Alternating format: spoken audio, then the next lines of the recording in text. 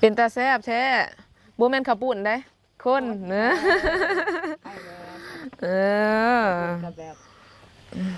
เป็นตาแซ่บแท้บ่แม่นข้าวปุ้นเด้อคนทุกคนเอ้ยถือเหล็กจนพายุเขาตายาน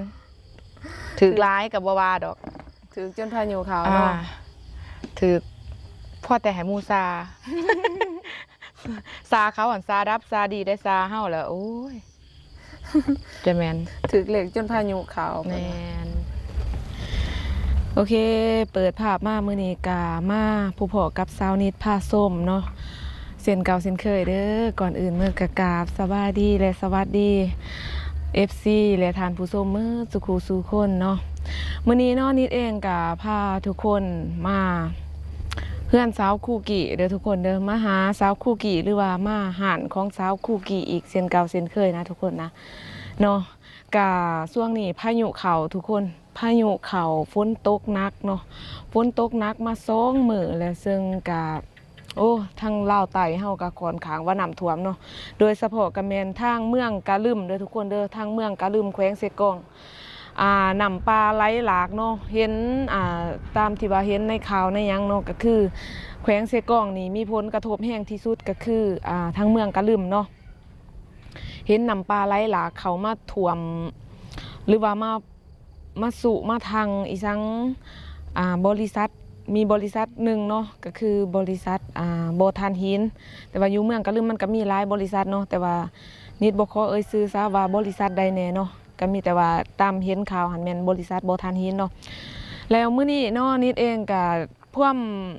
เดินทางตั้งแต่เมืองปากเซ่เนาะตั้งแต่เมืองปากเซ่แขวงจำปาสักเนาะกำลังมาหอดบ้านก็คือกำลังมาเดินทางมาหอดแขวงเซกองในปัจจุบันเนาะตอนนี้ก็คือเพราะว่าเมื่อวานนี้เนาะพวกเฮาไปเอารางวัลอยู่ด้านเนาะทุกคนเนาะมือซื่นนี่เนาะทางลาวเอิ้นมือซื่นเนาะมือซื่นนี่ไปเอารางวัลอยู่ด้านแล้วมาจากด้านว่าสีมาเซกองเลยแต่ว่าฝนตกพายุเข้าทุกคนแล้วรถก็บ่แล่นแน่เนาะก็เลยว่าได้ค้างอยู่ปากเซ่คืนนึงบัดนี้คืนที่2ก็คิดว่าสิออกมาเนาะว่าสิออกมาแล้วบัดนี้บังเอิญว่าฝนตกหนักอีกทุกคนก็เลยได้ค้างอีกเนาะบ่มีรถว่าซั่นซ้ำรถเมล์หรือว่ารถโดยสารเพิ่นบ่แล่นเนาะก็เลยว่าได้ค้างอยู่ปากเซ่อีกพอดีเป็น2คืนแล้วมื้อนี้ผู้ที่เฮาก็ตัดสินใจออกมาแต่เช้าเลยทุกคนออกมาแต่ปากเซ่ประมาณ9 โมงประมาณ9 โมงครึ่งเนาะผู้ที่มาฮอดบ้านนี่ก็ผู้ที่1 โมงทุกคนบ่าย1 โมงเนาะมากับผู้ที่สนิทก็เมื่อยอ่อนเพลียเปียลอยก็เลยว่านอนพักผ่อนเนาะนอนพักผ่อนแล้วก็ผู้ที่พักผ่อนได้ประมาณ1 ชั่วโมงเนาะนิดก็เดินทางมาหาสาวคูกี่เนาะตอนนี้บรรยากาศก็รู้สึกว่าสีมืดๆเนาะทุกคนเนาะอันนี้เป็นบรรยากาศอยู่เฮือนของสาวคูกี่เนาะรู้สึกว่าเป็นสีมืดๆอีกแล้วทุกคนคือฝนสิตกอีกเลยเนาะมื้อนี้ก็มาอัปเดตสถานการณ์ทางคูกี่นี่แหละเพราะว่าเพิ่นเฮือนของสาวคูกี่นี่แม่นเพิ่นติดกับ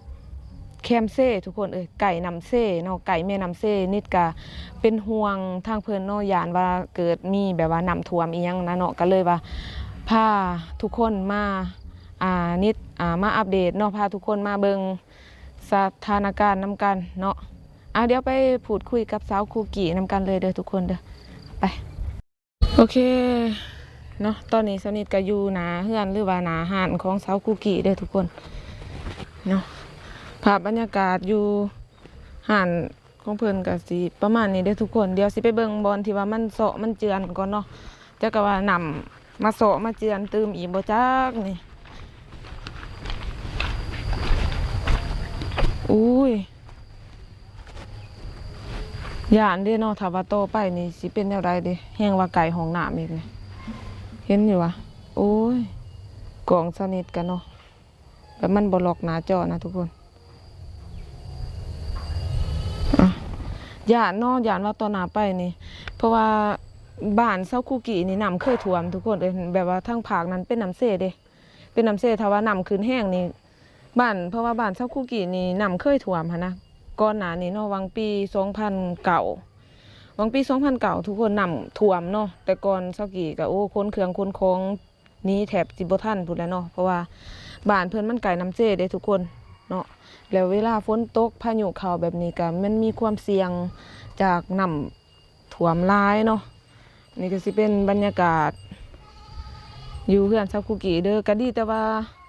บ่อันนั้นเนาะบ่เป็นหยังเนาะเพราะว่าพวกเซานิดก็บ่อยู่แน่เด้เมื่อวานพวกเซานิดพวกเซากิก็ยังอยู่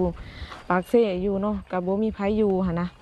เพิ่นก็โอ้เป็นห่วงเฮือนเนาะเป็นห่วงแฮงแบบกังวลกังวายแบบเฮาก็บ่ฮู้เด้ว่าพายุสิเข้าหรือว่าเฮาก็บ่ฮู้ว่าฝนสิตกอีหยังพายุสิเข้าแบบนี้เนาะคันฮู้เฮาก็คือสิบ่ทันได้ไปนะทุกคนนะแต่ด้วยความที่ว่าเฮาบ่ฮู้เนาะก็เลยว่าพากันเดินทางไปอันน่ะไปด่านไปเอาอีกเนาะตอนนี้ก็มานั่งในตูบก่อนเนาะเพราะว่าซาวคุกิเรายังปรุงแต่งอาหารอยู่ทุกคนเอ้ยยังเฮ็ดข้าวปุ้นแจ่วขิงให้อยู่เนาะเพิ่นว่าบ่ทันแล้วเนาะเพิ่นว่าให้มานั่งถ่าย YouTube โอเคเพิ่นว่าให้สักนิดนั่งถ่าย YouTube ก่อนเพิ่นว่าเพิ่นยังเฮ็ดอยู่เด้อทุกคนเด้อก็มานั่ง YouTube ถ่าเนาะนี่เป็นกระตูบเป็นกระต๊อบแบบนี้แหละทุกคนเอ้ย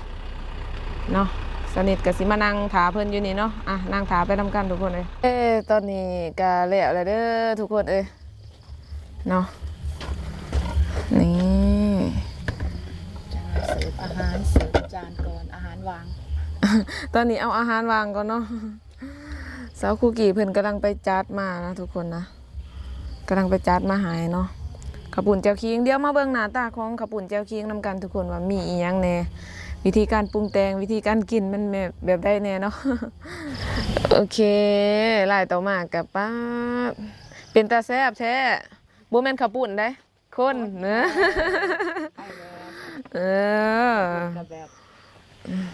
เป็นตาแซ่บแท้บ่แม่นข้าวปุ้นเด้อคน เพราะว่าบางอันก็ยังมีบางอันก็เบิดนะเพราะว่ามื้ออื่นสิได้เปิดหาด เพราะว่าเพิ่นบ่ทันได้เปิดอาหารปกติหันนะทุกคน อันนี้มันกินของที่มีอยู่ใน อื หาด มแม่นตอนนี้ทุกอย่างก็มาครบแล้วเด้อทุกคนเอ้ยเนาะ แม่นแล้วค่ะ ก็สิมีปิ่งปลาแน่เนาะปิ่งปลาหรือว่าปลาเผาทางไทยเอิ้นเนาะแล้วก็มีพวกยอพวกซีนเนาะ ค่ะ และอันนี้ก็เป็นหัวข้าวปุ้นนะทุกคนนะ แม่น นี่เนาะสำหรับข้าวปุ้นแจ่วขิงกับประมาณนี้เนาะสำหรับผักก็อย่าโฟกัสเด้อทุกคนเอ้ยเพราะว่าบ่ได้เปิด เป็ หาน เมนู 2-3 ล้าง มื้อ ตู้เย็นเนาะทุกคน แม่น พักออทัม อันนี้แม่นสำหรับเฮากินเองเนาะถ้าว่าเฮาเฮ็ดขายก็บ่แม่น บ่ แบบ แม่น นี้ แบบ เด้อ นี้เด้อนะ แม่นอันนี้แม่นเฮ็ดกินเองเนาะแบบใดก็ได้นี่เครื่องปรุงก็จะประมาณนี้นะทุกคนนะเนาะนี่สำหรับในโต๊ะก็จะประมาณนี้เด้อทุกคนเอ้ยอ่ะสบายดี สบายดี มานั่งเว้ากับสาวคุกิเนาะ อือหือ สบายดีมื้อสุขสู่คนเด้อ พวมอันนั้นพวมไปซาผมมาเล็กหัวหญิงหัวหยองว้ายุ่ง มาหามาหลินมายามพาทุกคนมาเยี่ยมมายามมากินข้าวปุ้นแจ่วขิงอาหาร ทุกคนเอ้ยถือเหล็กจนพายุเขาตายานถือร้ายกับบ่ว่าดอก ถึงจนพายุเขา อ่า เนาะ ถือพ่อแต่ให้มูซา ซาเขาอันซาดับซาดีได้ซาเฮาแล้วโอ้ยจะแมน ถึกเหล็กจนพายุเขา แม เพิ่นว่า น เป็นจะได้ช่วงนี้ เปิดหานบ่อยบ่ ก็บ่ได้เปิดเนาะส่วนนี้เพราะว่ามันฝนแล้วก็พายุเขาแน่แล้วก็เลยว่าปิดก็2-3 มื้อเนาะแล้วก็พอดีว่ามื้อนี้ก็ส่วนกันมากินเขาวกับเมนูกับข้าวปุ้นแจ่วขิงบ่ฮู้ว่าสิเฮ็ดหยังอันอื่นก็กินมาเบิดแล้วก็เลยว่ากินเมนูอาหารตัวเองนี่และ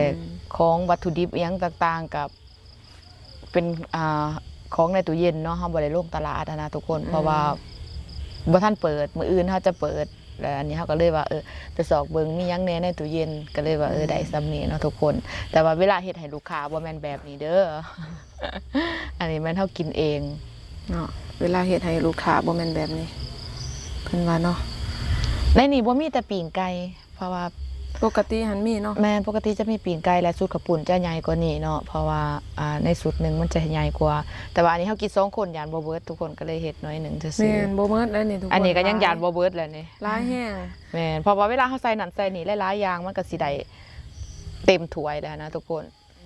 ปกติแล้วมันจะมีปิ่งไก่นํเด้อทุกคนแต่ว่ามื้อนี้แม่นบ่มีเนาะทุกคนเนาะก็ตัวอย่างมาในสุดหนึงคือแบบนี้คุกกี้ขายแบบใดขายราคา ถ้าว่าเป็นสูตรหน่อยแบบนี้แหละสั่งปลาสั่งอันนี้ได้ครบแบบนี้เนาะอันนี้จะถืออยู่280,000 280,000 แม่น ถ้าบัวไก่นำเด้ ถ้าบัวไก่น้ำกับถ้าบัวไก่น้ำถ้าว่าเป็นอันนี้ถ้าเป็นว่าถ้าสมมติว่าบัวไก่น้ำแม่นตัวนี้จะใหญ่ขึ้นจะเป็นสุดใหญ่เลยจะเป็น380,000เพิ่มอีก100,000 โอ้โดย แม่น อืม แต่ว่าอันนี้สุดหน่อยปกติสุดหน่อยเนาะถ้าว่าสุดหน่อยจะได้เป็น3อย่างบ่ได้ปลา อ๋อ ปลา สุด จะ หน่อ ได้ ยแม่นบ่ แม่ ได้ น ป้า อันนี้แม่นสุดหน่อย อืม ตัวนี้แม่น150,000แต่ว่าก็จะบ่ได้หลายปานนี้เด้อทุกคนสุดหน่อยก็อันนี้เฮาเฮ็ดเองเฮากามาหั่นนะทุกคน แต่ว่าเว้าถึงว่าเฮาจะได้หยังแหน่เฮาจะได้สูตรข้าวปุ้นเขียบหมูลวกซีนลวกยอแล้วก็หัวไก่อกเนาะสูตร150,000แต่ว่าเพิ่มปลาแม่นปลาตัวหนึง95,000เพิ่มไก่แม่นครึ่งโตจะ100,000เพราะว่าไก่หารเฮาเป็นไก่ลาดเนาะทุกคนไก่ลาดแล้วเฮาจะขายตัวหนึง200,000และในจานหนึงมันจะได้แต่ครึ่งโตก็คือ100,000กีบ100,000กีบก็ประมาณ100กว่านึงทุกคน ประมาณ140 บาทก็บ่ได้แพงหยังแต่ว่าเฮาเว้าเป็นเงินกีบยันทุกคนตกใจนะเป็นแสนเป็นหมื่นแต่ว่าเงินกีบมันก็บ่ได้หลายเนาะทุกคน บางคนก็บ่ฮู้กินหรือว่าบางคนก็ฮู้กินแล้วก็การปรุงแต่งมันอาจจะแตกต่างกันเนาะแต่ก็สนิทอยากให้ชาวคุกกี้ปรุงแต่งให้ทุกคนได้เบิ่งในบางคนโดยเฉพาะก็แม่น FC ของสนิททาง ฝั่งไทยเนาะบางทีเพิ่นบ่ ได้ บ่เคยเห็นหรือว่าบ้าน วิธีปรุง เพิ่นบ่ เนาะ เคยมีหรือว่าอาจจะเคยมีแต่ว่าบางทีการปรุงแต่งของแต่ละท้องถิ่นก็บ่คือกันเนาะอันนี้ก็สิเป็น แม่ วิธี น การปรุงแต่งทางบ้านเฮาเด้อจะให้คุกกี้ปรุงแต่งให้เบิ่ง อันนี้ขอออกตัวไว้ก่อนเนาะสำหรับข้าวปุ้นแจ่วขิงนี่แม่นเฮาจะปรุงบ่คือกันบางคนจะปรุงน้ำก่อนจึงค่อยใส่เครื่อง บางคนใส่เครื่องแล้วจึงค่อยถอกน้ำแล้วจะปรุงแจ่วขิง แต่สำหรับแม่ค้าเองนี่เนาะแม่นจะมักปรุงน้ำก่อนเฮาจึงสิฮู้ว่ามันแซ่บส่ำใดแซ่บบ่พอดีบ่แล้วจึงค่อยใส่เครื่องแล้วกินเลย แต่ว่าบางคนมันจะใส่เครื่องแล้วจึงค่อยปรุงแล้วปรุงน้ำหลังแล้วกี่รู้สึกว่า มันยังสิหลายขั้นตอนนะแล้วก็เลยเฮ็ดขั้นตอนที่มันง่ายเนาะ โอเค แบบลัดไปเลย โเ ก็คือจะปรุงน้ำก่อน จะให้ซาคุกิเพิ่นปรุงให้ โอ เบิ่ง เค ก่อนเนาะ ขั้นตอนแรกก็บ่มีหยังก็ถอกน้ำซุปเนาะหรือ ก็ ว่าน้ำ มีหลายๆคนได้ว่าโอ้บ่ฮู้กินว่าซั่นจักเขากินอะไร อันนี้แม่น ปงแต่ ระวัง แน เล วย ทุกคนเด้อมันหอน อันนี้สิเป็นน้ำซุปเนาะ แม่นกินแบบเป็นคนมักน้ำหลายเนาะก็เลยใส่อ่าวหลายน้อยนึงต่อไปก็แม่นจะเอาแจ่วขิงนี่กี่ตั้งใจอยากใส่ตอนเป็นตอนขิงแบบนี้นำเด้ออันนี้มันกี่กินเองมันกินเผ็ดเนาะทุกคนเป็นคนที่กินเผ็ดหลังจากนั้นก็ใส่ปลาแดกทุกคน อันนี้แม่นปลาแดกเนาะ แม่นปลาแดกนี่ปลาแดกสูตรเฉพาะทางอาหารเด้อทุกคนบ่แม่นว่าใส่ปลาแดกได้ก็ได้เนาะทุกคนต้องเป็นปลาแดกที่เฮาปรุงแล้ว ต้องเป็นปลาแดกของข้าวปุ้นแจ่วขิงโดยเฉพาะ แม่นอันนี้กี่ใส่ประมาณนี้เนาะใส่ร้ายน้อยนึงเพราะว่าขี่เป็นคนกินเผ็ดแหละถ้าเฮาบ่ใส่แหละเฮาใส่น้อยนึงแล้วมันจะจ้างทุกคนเพราะว่ามันเผ็ดเด้ อืม ก็เลยต้องใส่แล้วจากนั้นก็โคเลเนาะทุกคนคนให้มันเข้ากัน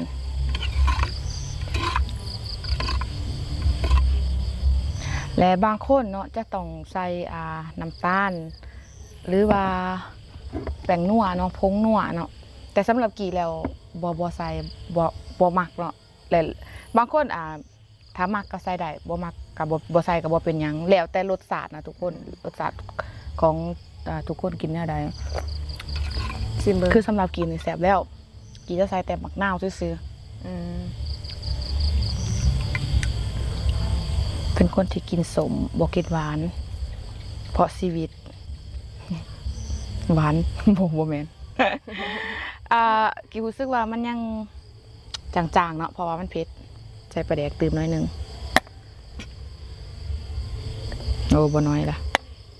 โซเดียมค่ะเพิ่มโซเดียม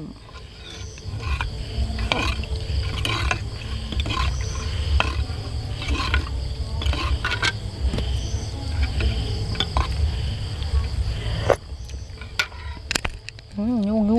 ยุงลาย ซ้ำนี่ยุ่งพวกมีอันนี้แสบแล้วเนาะทุกคนและขั้นตอนต่อไปก็แม่นกี่จะใส่ผักหลวกนะผักสู้หลวก กะหล่ำปี กะห ลวก ล่ำปีหลวก ใส่กะหล่ำปีลวกต่อไป แม่นโอ้พี่ดึกแท้เสียงเพลงเฮือนสาวหนูนี่ โอ้เพื่อนเพิ่นบ่ แม่น ปูแค้นบ่ บ่เขาตั้งกิน อืม และจะใส่หมักถั่วเนาะทุกคน โถ กว่าก็ฮักไปอะบางคนถ้าอยู่หานนี่ถ้าว่าอยากได้มีตัดก็มีเด้อเขาจะให้มีตัดเอาเนาะทุกคน แต่ว่าอันนี้เขากินเองใส่มือได้จ้าหลังจากนั้นก็เอาเส้นลงอันนี้คือเส้นค่ะอู้หลายแท้เส้นแล้วอันนี้มักหน่อยร้ายสับได้ก็ใส่เอาเนาะอันนี้ก็เป็นแบบข้าวปุ่นนี่แหละทุกคน อันนี้เป็นหัวข้าวปุ่น หัวข้าวปุ่นบางคนก็เอิ้นหัวไก่โอก แม่นหลังจากนั้นก็เอาทุกอย่างที่มีลงไปเนาะทุกคนมียอมีสีนอย่างต่างๆสีนนี่มันกี่เอาค้าลายเด้อเห็ดเด้อ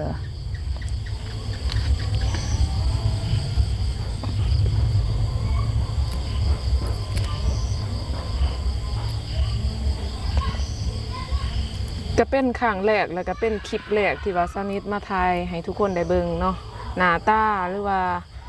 เมนูของข้าวปุ่นแจ่วคิงทุกคนแล้วก็วิธีปรุงแต่งเนาะว่าเพิ่นใส่หยังแหน่เพิ่นเฮ็ดแนวใดเพิ่นกินแนวใดเนาะก็เป็นครั้งแรกเลยแล้วก็เป็นคลิปแรกเนาะที่ว่าสนิทมาถ่ายให้ทุกคนได้เบิ่งนำกัน ต่อไปเฮาก็จะใส่ปลาลงไปนะทุกคนเพื่อให้มันขุ่น อ๋อเพื่อให้น้ำขุ่น แมนก็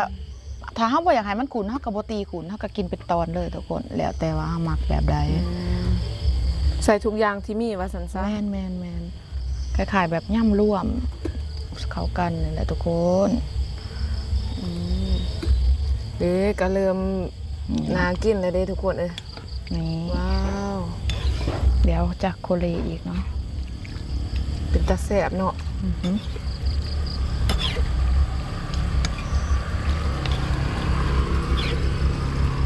น่ากินขนาดเลยทุกคนเลยแบบ นี่ คือ เนาะ สิ ก็ประมาณนี้ จี๊ดจ๊าดหั่นนะทุกคนเนาะ แม่น ก็สิมีความหอมของคิงแน่ แม่น ซิมให้เบิ่งในบาทนึง ได้ ซาคุกิก็สิซิมให้เบิ่งเด้อฮอดขั้นตอนซิมเลยเนาะ แมน ขั้นตอนซิมนี่ก็ทายได้เซานิดนี่ก็ได้ นี่เนาะทุกคนน้ำลายแตกบ่ทันกินซ้ำ น้ำลายไหลแต่บ่ทันกินเนาะทุกคน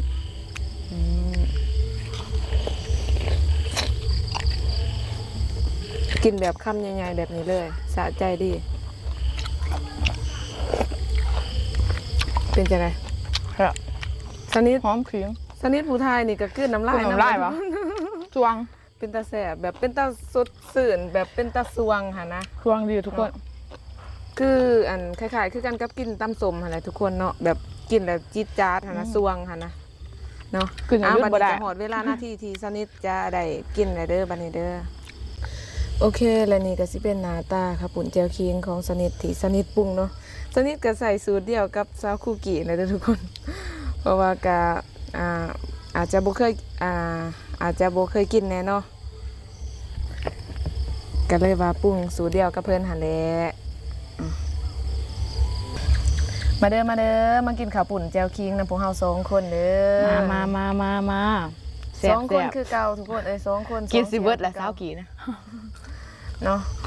มาบัดนี้สนิทก็สิเริ่มกินข้าวปุ่นก่อนเนาะกินข้าวปุ่นแจวคิงก่อน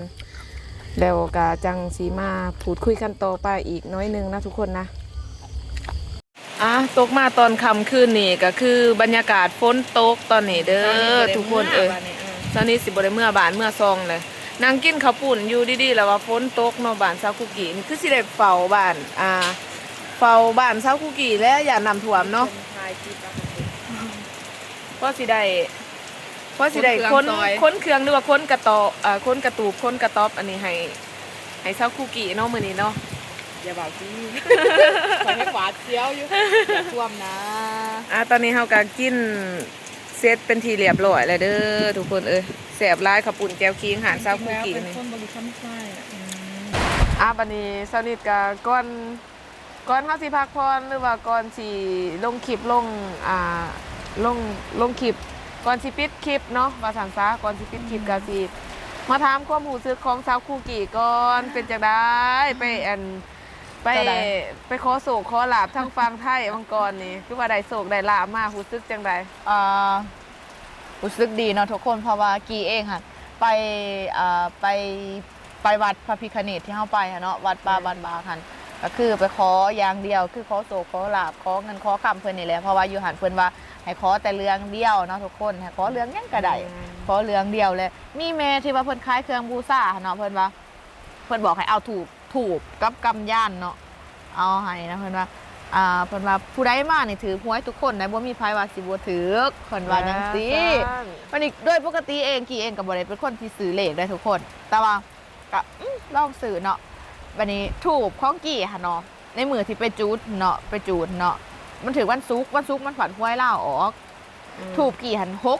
641กี่ก็ซื้อ641โต1 20,000ซื้อโตเดียวอีกซื้อเลขถูกแต่หูบ่หวยลาวออกหยังออก941ปีนน้อยเดียวนะทุกคนโอ้ยจนไปกินจุ่มตอนนั้นจนอยากซอกซื้อ641ออก941 20,000ก็ได้10 ล้านเลยทุกคนหวยลาวเนาะแมนแต่ว่ากับบ่ซื้อกันยังกับก็เสียใจเนาะวันนี้ผู้ดีมากมือวันทิศมันผัดถึงวันที่16ผัดหวยไทยออกหวยไทยออกอันนี้แต่ว่าเลขที่ว่ากี่ถือคันลอตเตอรี่ที่กี่ถือคันกี่สืบมือที่ผิดหวังจากหวยลาวหั่นแหละผู้ดีมีเด็กหน่อยผู้ชายผู้นึงนิดจือบ่เขาจะมาขายเนาะอยู่หันจุ่มริมมูลหั่นน่ะแหละเขาจะมาขายอยู่หันเลยมันก็บอกว่าให้ซื้อซวยแน่เนาะเขาจะก็บอกว่าให้ซื้อซวยแน่ตัวเองก็ที่ซื้อเหล็กยังดีว่าก็เลยซื้อเหล็กเหล็กหนูแล้วก็เหล็กสร้างแล้วก็เหล็กปีเกิดของตัวเองกี่ซื้อ1553แล้วก็98เด็กขายนะทุกคนกี่ซื้อ3โต3ใบแล้วก็ผู้ดีว่าถือเหล็กขาย2โตกับเป็นเหล็กสร้างเมื่อกลับมาก็ถือเนาะเพราะว่ามันจะมีหวยเถื่อนคนลาวขายหวยเถื่อนที่เป็นเหล็กไทยเนาะกี่กระสือหนูสื่อสร้างอย่างสินะแล้วกี่กระถือทั้งหวยลาวแล้วก็ถือทั้งลอตเตอรี่ที่เป็นใบของไทยนะก็เลยโศกแต่ทำไปโศกมือทำอีหัน641หันแห้งร้ายทุกคนได้10 ล้านกีบพอเนาะแต่เสียดายยังว่าเพราะว่าอันนี้เป็นคนบ่คอยซื้อเลขนะเป็นคนซื้อเลขบ่เป็นทั้งซื้อเลขเป็นคือคนอื่นนั่นโอ้ยได้เงินแล้วถือร้ายแต่ว่าวันนี้ห้าผัดกระซื้อว่าแห้งนะทุกคนก็ยังถือน้อยอยู่แต่ก็ขอแต่ให้ถือหน่อยถือร้ายเพราะว่าถือคือแห้งกี่คิดว่าเพราะว่าเป็นอย่างเงิน 2,000 คือได้ไปเอาหัวดานเนาะก็ย้อนว่าอยากได้เงินแห้งทุกคนเพราะว่ามันหน่อยขั้นซีไลคาใส่ใจยังบ่พอเลยทุกคนเพราะว่าไปเอาเขาเจ้ากระตัดเลยทุกคนเขาหักเปอร์เซ็นต์เพราะว่าเขาคนลาวที่ถือเนาะแล้วเขาจะหักเปอร์เซ็นต์กับ300เขาหัก200แล้วอีก200เลย100มันให้ผู้ที่ไปเอาให้หั่น100เป็น300กี่ก็ยังเหลือ1,700เขาไปไล่ค่ารถไปกับกินยาค่าที่พักบ่พ่อเจ้าแต่ว่าบ่เป็นหยังแบบไปเอาความเพ่งซื่อๆนะทุกคนเพราะว่าเขามาแต่หาเพิ่นเด้เขามาแต่วัดแต่ว่าหยังแล้วเขาถือจังซี่แหละก็เลยว่าถือว่าไปเอาความเพ่งดีใจเนาะดีใจน้ำเซาคุกิน้ำซานิดเองก็ดีใจน้ำเซาคุกิเนาะนี่เองก็ไปธุระเนาะไปสื่อเครื่องจักเล็กจักน้อยนี่แหละเนาะก็ถือโอกาสไปนำกันคือเก่าแต่ก็บ่คิดว่าสิมีพายุเข้าแล้วก็บ่คิดว่าพายุสิเข้าแบบนี้เลยทุกคนเพราะตอนที่เฮาไปแม่นฝนบ่ตกได้เป็นหยังธรรมดาอากาศธรรมดาแม่นผู้นี้มื้อที่เฮาสิกลับมาก็คือฝนตกพายุเข้าแล้วเฮ็ดให้เฮาค้างอยู่ปากเซ่2 มื้อมาบ่ได้บ่มีรถเที่ยวมามันฝนแห้งแล้วเขาเจ้าก็บ่ขี่มันอันตรายเด้อทุกคนตัวอย่างคือนี่แหละเนาะนี่ก็ฝนตกอีกทุกคนคือสิได้เบิ่งสถานการณ์ก่อนเนาะเช้านี้สิได้นอนนะเช้ากี่อีกมื้อนี้นิดก็สิบ่ได้เมื่อบ้านเด้อทุกคนมื้อนี้เนาะก็สิได้นอนเฮือนเช้าคุกิอีกเนื่องจากว่าเบิ่งสถานการณ์เนาะว่าย่านว่านำขึ้นนำอีหยังแบบนี้เพราะว่าเฮือนเช้าคุกิอยู่ไกลน้ำเซ่นะทุกคนนะแม่นย่านนำขึ้นนำท่วมแม่นก็ประมาณนี้เด้อทุกคนเนาะนิดเองก็พาพี่พาน้องมาพูดคุยกันในบรรยากาศค่ำคืนแน่เนาะแล้วก็พามีเสียงเขียนน้องพาทุกคนมาเบิ่งเฮือนซ่านบ้านซองหรือว่าหานโฮงของเช้าคุกิแน่เนาะแน่อันตรายแห้งทุกคนเจือนไปเบิดเลยนี่เดียวนี่ทุกคนได้ยินเสียงบ่เสียงนำห้องที่มันไหลนะซ้ำนำตกตาทุกคนแต่ว่าจะได้มันมืดถ้าไปทายหายบ่ได้แล้วก็มีเรื่องนึงเนาะที่ว่าสนิทอยากฝากทุกคนเนาะก็คือตอนนี้เนาะสนิทเองเนาะอยากมีหมู่หรือว่าอยากมีเพื่อนเฮ็ดคลิปหรือว่าเฮ็ด YouTube นำเนาะก็คือกำลังส่วนซาคุกิเนาะเนื่องจากว่า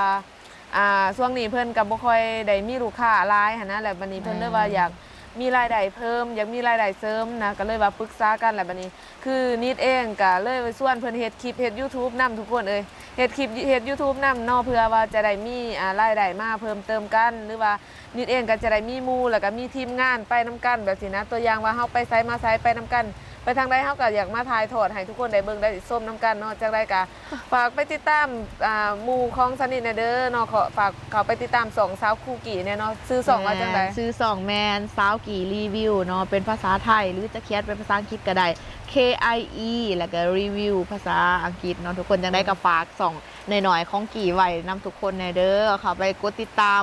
เขาไปเบิ่งเอียงที่ว่ากี่เอาลงหั่นแหละเนาะถึงมันจะบ่มีสาระแต่จังได้ก็คอยเบิ่งสองของกี่เติบโตไปนำกันเนาะทุกคนฝากในเด้อ เนาะก็อาจจะมีสาระเนี่ยบ่มีสาระเนี่ยปะปนกันไปเด้อทุกคน แม่น เด้อ แม่นเพราะว่ากี่จะเฮ็ดแนวแบบว่าทายตัวเองเนี่ยหรือทายแบบว่าวิถีชีวิตของคนเซกองนี่แหละเนาะบ่ว่าจะเป็นเพราะว่ากี่ต้องได้ลงตลาดทุกมื้อเนาะอาจจะไปเห็นอันใดที่แปลกใหม่หรืออันใดที่แบบว่าน่าสนใจ น่าสนใจแหละกี่จะทายให้ทุกคนเบิ่งเนาะทุกคนหากแต่ว่ากล่องกี่ก็มั่วทุกคนจังไดก็อดสาเบิ่งนํกันก่อนเด้อซ้ำซ่า นิดก็รู้สึกดีใจเนาะที่ว่าสนิทก็สิได้มีหมู่หรือว่ามีเพื่อนเฮ็ดคลิปเฮ็ดช่อง YouTube ไปนํกันเนาะก็สิได้มีทีมงานว่าซั่นซะสิได้มีทีมงานคือหมู่แน่เนาะเพราะว่าแต่ละเทื่อนิดเองก็ไปคนเดียวตลอดเฮ็ดคนเดียวตลอดนะทุกคนนะจะได้ก็ฝากช่องของซาวคุกกี้แล้วก็ฝากช่องของสนิทพาส้มไปนํกันเนาะทุกคนเนาะโอเคสำหรับคลิปนี้ก็บ่มีหยังหลายเด้อทุกคนก็พาทุกคนมานี่แหละเนาะมาหลินมาเยี่ยมมายามซาวคุกกี้ตอน คน นี้ ก็เริ่มแห้งขึ้น ฝนตกเริ่มแห้งขึ้นแล้วเนาะ เริ่มสินั่งอยู่นี่บ่ได้แล้วทุกคน แม่นก็สำนิทก็สิได้ปิดคลิปไปเพียงเท่านี้เนาะพอกันใหม่คลิปหน้าเด้อขอขอบใจสบายดีสวัสดีจ้า